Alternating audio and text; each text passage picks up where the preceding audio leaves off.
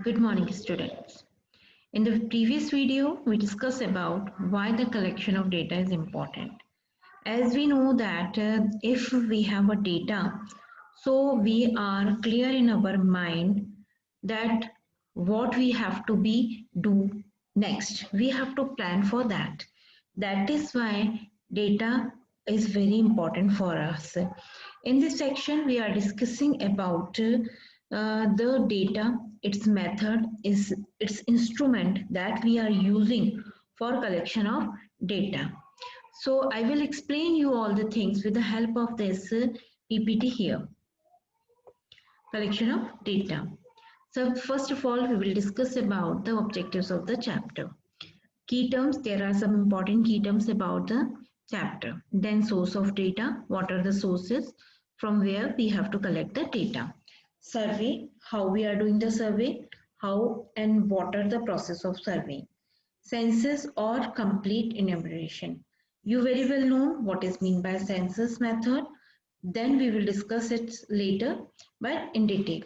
Sample survey, then questionnaire, types of questions, open-ended versus close-ended, method or mode of data collection, and the pilot survey. What is that? All we will discuss about here.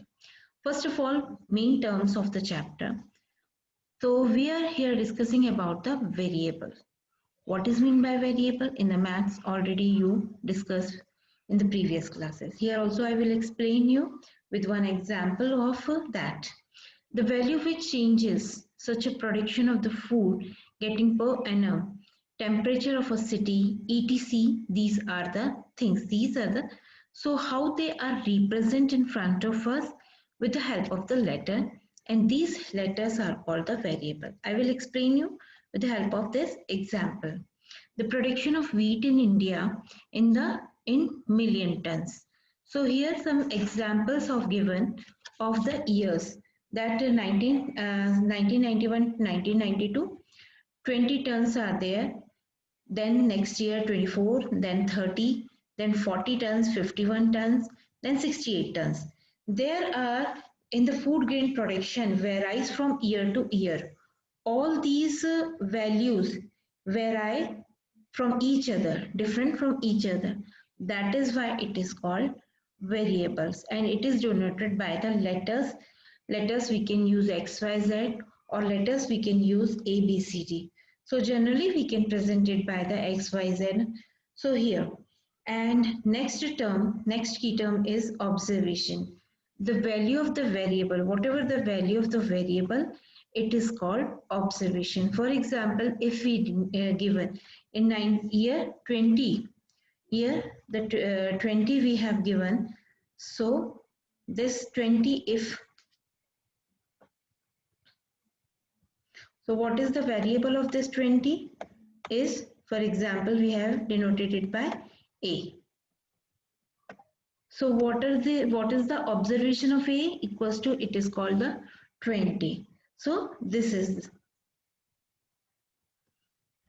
the thing.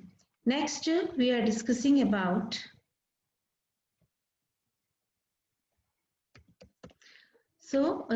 observation. After the observation we can talk about the data. What is mean by data? Observation corresponding or to different variables, that is called data. Or you can say data is a tool or an instrument which can use understanding the problem by providing the information. That is also called data. Statistical investigation. It means search for information conducted by using statistical methods. Already I told you many statistical methods. So many investigation methods are there. Now we are discussing about the more key terms of this chapter. Investigator, the person who is conducting the investigation, who is asking that in statistical investigation, that is called investigators. The person who helps the investigators, it is called enumerators. The person from where the enumerators getting respond, those are called the respondent. I am giving one example of this thing. Census method. Who is organizing the census method? Central Government of India is organizing a census method in every 10 years. So, who is the investigator? Central government. By whom they are investigating all these things? With the help of the office clerk, with the help of the teachers, those who are teaching in the government school. Sometimes they are taking the help of the private school teachers also, and the persons those who are investigating about the census, those are called the enumerators. From these enumerators are going to whom? They are coming to us. They are asking to us, they come to us, they are asking for our family for details, and they are taking census from our family. So we are the respondent. It is, so this is called, these are the main terms. Now there is a main thing in this chapter that after we can discuss this population or sampling method afterwards, when the methods we are discussing at that time. Now we are discussing about the data, sources of data. There are two types of sources of data, internal and external. Internal source of data are different organizations and the government department generated the data as their regular function, which is an internal information.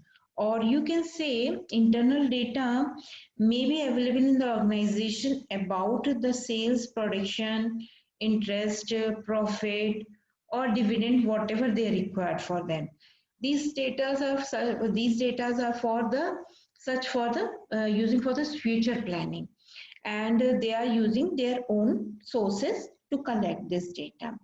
Next is external data. External data is divided into two parts, that is called primary data or secondary data. So what is meant by primary data? Primary means first, the things that come first. Okay, primary.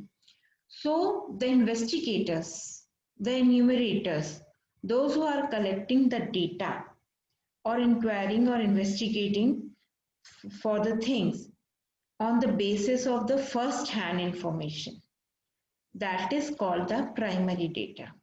Means first information that they get, the original information that they get, that is called the primary data. Primary source of data refers to collection of a data. It is source of origin. It offers the first-hand qualitative information relating to the statistical study.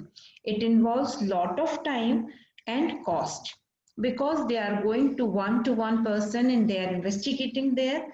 So that is why it is taking so much time also, and its cost is too much because the person, those who are hiring for doing this type of investigation, they are taking the money for that, and it is a big amount for that. What is mean by secondary data? When first data is collected, primary data is collected. If we require something from that data and we are taking that help of that data, that is called the secondary data. Secondary data, when the data have been collected and processed by someone other agencies or someone else, it is based on second hand information, that is called by secondary data. Here, for example, the two examples are given. First, primary data example is given here. For example, you will have to inquiry from the large number of school students by asking question from the collect the desired information, that is called primary data. And if we take that information for our purpose and we publish that thing, then if we are using that thing, if we are using that data, that is called secondary data. But there is a condition of using the secondary data. We have to write the name of the source when we are giving anything, when we are giving the source, the secondary data in front of anyone, we have to write the purpose, we have to write the source from where we get that data. That is the thing. Now, what are the things of the secondary methods of collecting the data of primary and secondary here? Collection of data for the primary data, direct personal investigation, indirect oral investigation, information from the local source of correspondent, information through filling questionnaires and schedules, mailing method, enumerator method. These are the primary data sources. Next is collection of data from the secondary data. Published source or unpublished source. So here the government publications, publication of internal bodies, semi-official publications, reports of committees and commissions, private publications, for example, journals or newspapers, research institutions are there, professional and trade bodies are also there, annual report to join the stock companies, article market, where reviews and reports are there. Now we will discuss the collection of data in the primary and the secondary in detail in the next video.